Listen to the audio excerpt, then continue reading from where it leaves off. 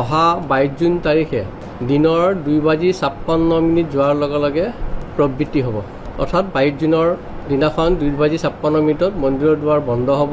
আমাৰ এটা পৰম্পৰা আছে, 3 দিনলৈকে আমাৰ মাৰ দুৱাৰ বন্ধ থাকে। 23, 24, 25 3 দিন বন্ধ হ'ব আৰু 26 তাৰিখে ৰাতিপুৱাই আমাৰ যিখিনি নিত্য কৰ্তব্য অৰ্থাৎ দেৱীৰ স্নান পৰ্বৰ পৰা পূজা আদি যিখিনি হ'ব, সেইখিনি সমাপন কৰাৰ পাছত আমি তীৰ্থযাত্ৰীৰ কাৰণে দুৱাৰ মুকলি কৰি দিম।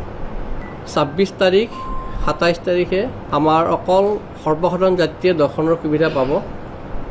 কোনো ধৰণৰ VVIP দৰ্শনৰ ব্যৱস্থা বন্ধ থাকিব।